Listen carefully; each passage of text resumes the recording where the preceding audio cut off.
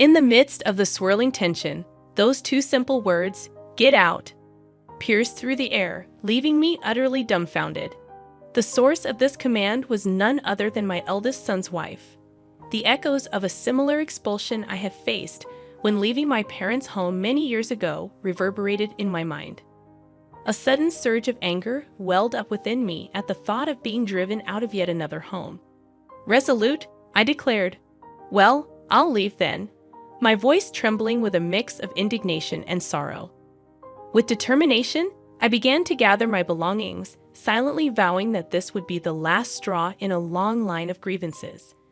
I swore to myself that I would never forgive my oldest son's wife for this affront. As I packed my things, the realization hit me that it was time to put my plan into action. Jessica, my daughter-in-law, had pushed me to this point, and I couldn't let her behavior go unaddressed. But before delving into the present, allow me to introduce myself. I am Sandra Clark, on the cusp of turning 61 this year. While technically retired, I consider myself fortunate to still be engaged in work, albeit not in the traditional sense. These days, I work mostly from the comfort of my home, occasionally dropping into the office for meetings. The modern work landscape has evolved, and remote work is now the norm. My oldest son, however, seems to have misconceptions about my current life. In his eyes, I'm no longer working and am merely residing in his home. I became a widow in my 40s and, for the most part, have led a financially secure life.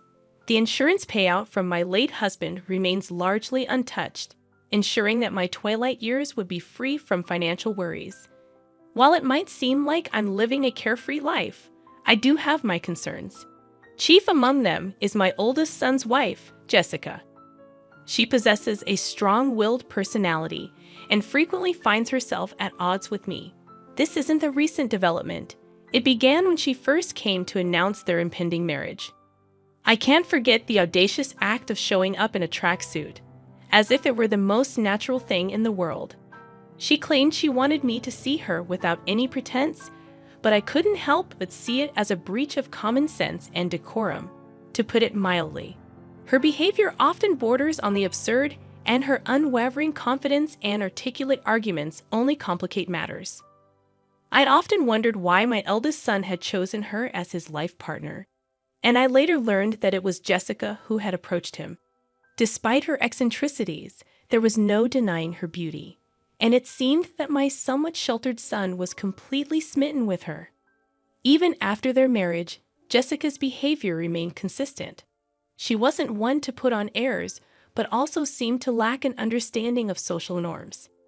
As much as I wanted to oppose their marriage, I restrained myself, believing it was what my son truly desired. Unfortunately, the consequences of my decision were manifesting before my eyes. Surprisingly, my son was adamant about us all living together in our family home after the wedding. I had initially expected Jessica to oppose this arrangement, but to my surprise, she was in favor of it. It didn't take long for the reasons behind her preference to become clear. After we started living together, Jessica seemed to have completely abdicated her responsibilities when it came to household chores, leaving me to bear the entire burden. From cleaning to laundry and meal preparation, she entrusted all these tasks to me.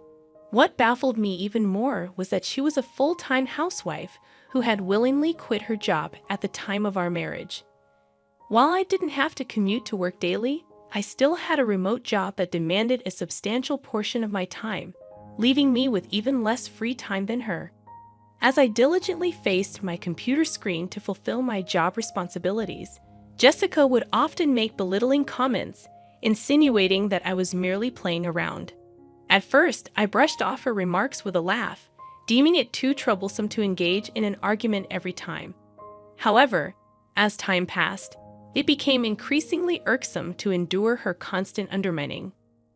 One day, unable to bear the imbalance in our household duties any longer, I decided to approach Jessica with a simple request. Asking if she could lend a hand with the cleaning, considering the ample free time she appeared to have. At that moment, she was idly engrossed in a TV drama, and her reaction was far from positive. With a deeply disgusted expression, she sighed dramatically and retorted, "The reason I don't involve myself in housework is for your sake, dear. Why can't you understand? It's disheartening that you can't appreciate my thoughtfulness." In a rather peculiar turn of logic, she justified her refusal to contribute to household chores by claiming that doing so would deprive me of my sole job. According to her, this would lead to a sedentary lifestyle for me, which she argued was unhealthy.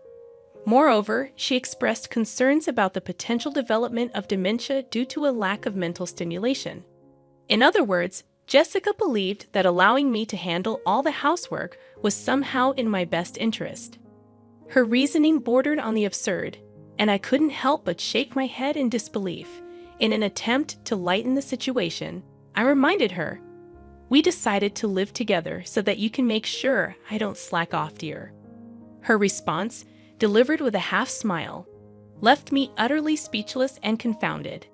It was in that moment that I began to deeply regret our decision to cohabitate. Every day felt like an ordeal, as I found myself laboring over household chores under Jessica's watchful eye. Frustrated and feeling like I was at my breaking point, I decided to confide in my eldest son. My intention was not to complain about Jessica, but to find a solution to my predicament. I explained to him the difficulties of living in our current house, which was old and riddled with level differences. My age and physical condition had taken a toll, resulting in a back injury the previous year. These challenges made daily life increasingly arduous for me. Following our conversation, I made the decision to move into an apartment. It felt like Jessica had driven me to this choice, though I had no regrets about leaving. The new apartment I secured was a rental, and while I initially thought it might be too spacious for me to live alone, I ensured that it had enough room for my grandchildren to stay over in the future. I even had the interior customized to my taste, and at last, my own personal castle was complete.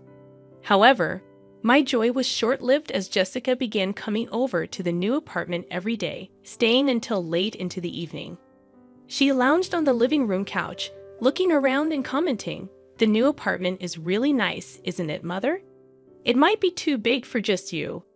Why don't you come back to your old home and take care of the house chores? It's for your health and longevity, you know." Jessica's behavior had become unbelievably frustrating. She insisted that I return to our old house to take care of the chores during the day, and her self-centeredness was enough to make anyone dizzy. I had already moved out of that house, and it was time for her to step up as the wife and handle the household responsibilities.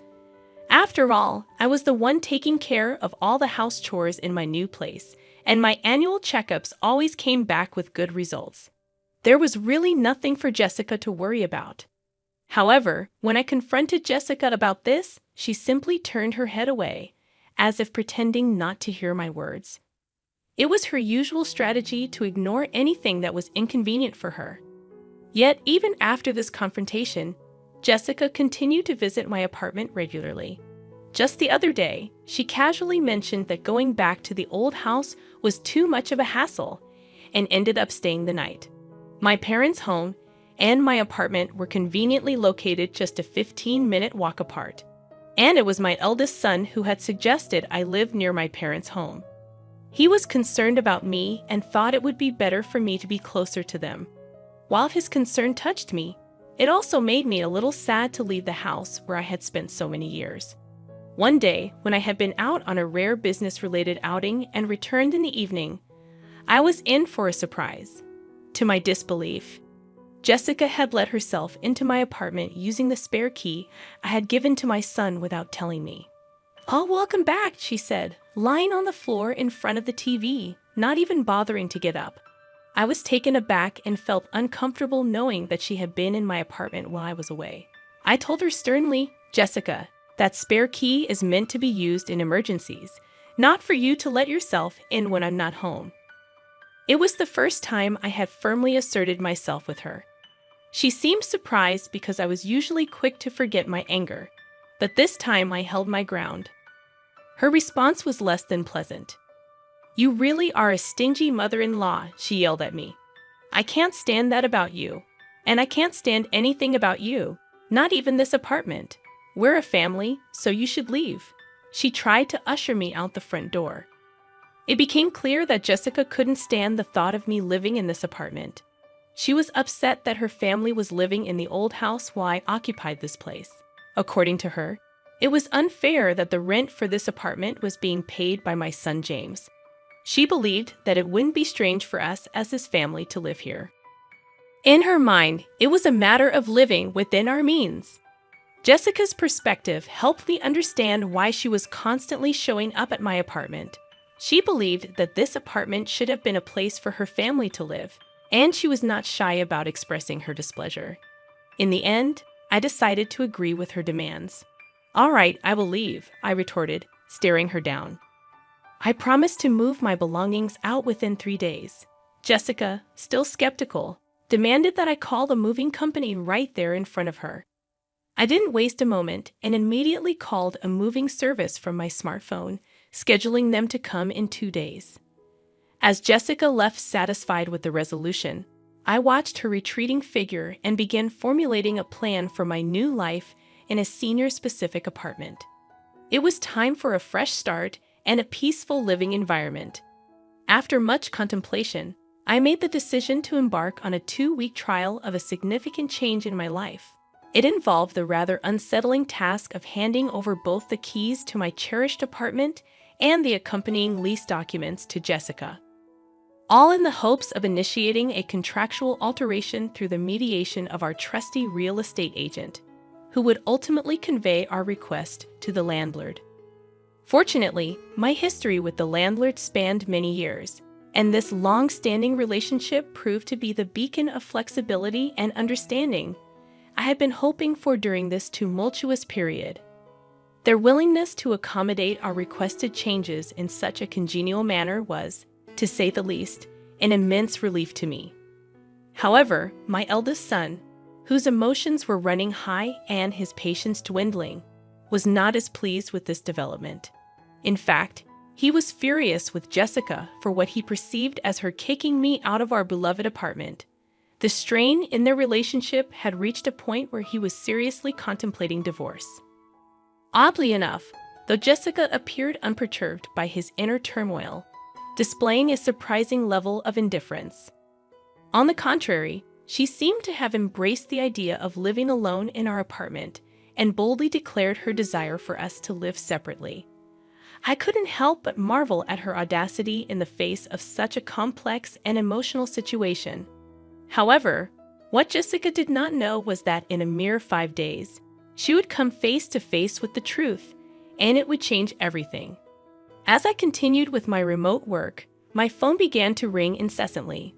The caller ID displayed Jessica's name, and I had been eagerly anticipating this moment. I had a recorder ready and waiting to document the impending conversation. Calmly, I pressed the record button and answered the call. "Excuse me, Mother." Jessica's voice rang out. "What's the deal with the rent for this apartment? Why do I have to pay it? This isn't right." Jessica's words triggered a relentless tirade, and it was evident that she was thoroughly flustered. I decided to maintain my composure and respond deliberately. "Oh, but Jessica, aren't you the current leaseholder? It's only right that you should pay. Is there a problem?" My tone was calculated, designed to provoke and annoy Jessica further. To my amusement, the flustered Jessica seemed to become even more agitated. "But didn't James used to pay the rent here? We're not even divorced yet, so shouldn't James pay it?" she retorted. At this point, it was clear that Jessica was desperately trying to shift the financial responsibility onto my eldest son's shoulders. In reality, there was never a time when my son had contributed to the rent. In fact, I had been discreetly providing him with financial support all along. Even after retiring from my job, I continued to work as a consultant for the same company and earned a substantial salary. Additionally, I had taken on advisory roles in the industry, offering my expertise and earning a respectable income based on my well-established reputation. It was safe to say that my earnings far surpassed those of my eldest son. While I had been keeping my financial support a well-guarded secret, it was time for the truth to come to light. "So, Jessica, it's a misunderstanding on your part. I calmly explained. Originally, I was the one paying the rent for that place. I didn't make James pay a dime. The revelation left Jessica in a state of shock, her grand plans of independent living in our new apartment crumbling before her eyes. She managed to utter a few more words before abruptly ending the call. Immediately, I contacted my eldest son and allowed him to listen to the recorded conversation. His exhaustion from repaying Jessica's mounting debts was palpable, and I understood the burden he was carrying. As a parent, it was only natural for me to extend a helping hand, even if others deemed me too lenient. My son responded softly, "I'll divorce her. I'm tired too." And with that admission, our journey toward addressing this challenging chapter in our lives began in earnest. Guided by a newfound sense of resolve and unity, I sat down with my son, sharing my intricate plan and providing him with a set of detailed instructions. It was crucial that he followed these steps to the letter, and I needed him to understand the gravity of the situation. My first request was for him to take a leave of absence from work, spanning approximately 3 days starting from today. This would be the initial phase of our carefully orchestrated strategy. With a hushed tone and a stern look, I directed him to execute the most crucial aspect of the plan: the discreet removal of his essential belongings from the house. It was imperative that he accomplish this without alerting Jessica, his soon-to-be ex-wife, to our intentions. I emphasized the importance of keeping this operation under the radar, ensuring that no large moving trucks or suspicious activities would draw her attention, potentially causing complications. My instructions also included a specific timeline. I advised my son to gradually move his possessions during the cover of nightfall. The destination for these crucial items was carefully chosen, a single-family home hidden from Jessica's knowledge. I had scoured the area extensively to find this discreet location, which would serve as his final dwelling. Our plan was designed to unfold discreetly, shrouded in secrecy, with each step executed meticulously to minimize any potential hiccups or interruptions. 3 days later, we would put our strategy to the test. Then, as anticipated, the phone rang once more, and the caller ID displayed Jessica's name. This time, her voice was laden with an even greater sense of urgency and agitation. Curiously, I greeted her, maintaining an intentionally relaxed and composed tone.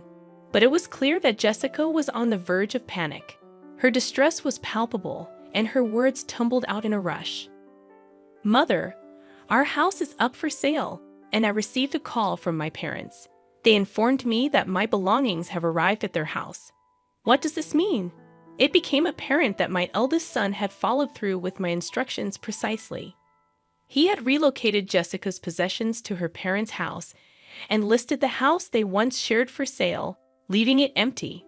The landlord had promptly issued an ultimatum, stating that if the rent remained unpaid, Jessica would need to vacate the premises. The situation had escalated quickly, and Jessica was now in a state of near hysteria. With a sense of finality in my voice, I responded, "Jessica, there are a few things I want to correct." The time had come to address all the pent-up frustration and grievances that had accumulated over time. "Firstly, I am no longer your mother-in-law," I asserted firmly. "Yesterday, James filed for divorce. As you signed the papers, didn't you?" The divorce had been a long time coming, primarily because of Jessica's habit of using divorce as a weapon to manipulate my eldest son. I explained that my son had signed the divorce papers and officially submitted them to the city office. It was a bold step given his deep love for Jessica when they initially married. However, he had come to realize that her constant threat of divorce was an unhealthy pattern, one that had left him with no alternative. "The divorce papers have been formally accepted," I added, emphasizing the irrevocable nature of the situation. "You always said to James that you could divorce any time. Aren't you satisfied now that things have gone your way?" My voice was calm, but the tension hung in the air. On the other end of the line, Jessica seemed to be holding her breath, searching for words to respond. Frustration must have been coursing through her veins as she was unable to articulate a retort.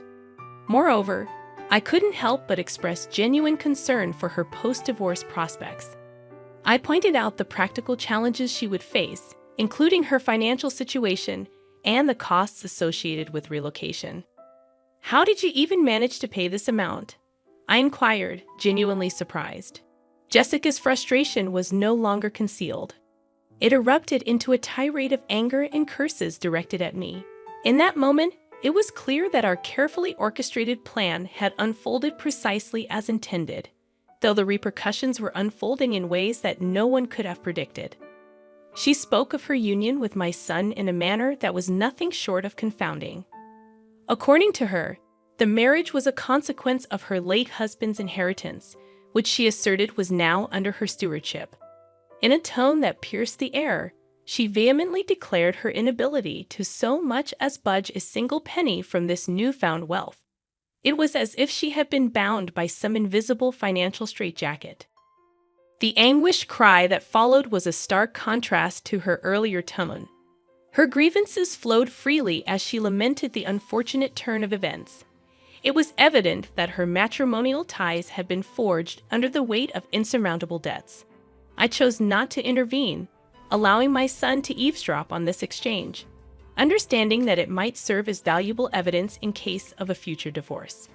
As Jessica's tirade continued, I patiently waited for it to run its course, a task that demanded significant endurance. For approximately a quarter of an hour, she ranted unabated, her words like a storm of frustration and discontent. Then something shifted. The tone of her voice softened, and the anger that had once consumed her gave way to desperate pleas. She confided in me, revealing her disconnection from her own family, who had disowned her due to her profligate spending and borrowing habits. Tearfully, she begged for assistance, her voice quivering with vulnerability.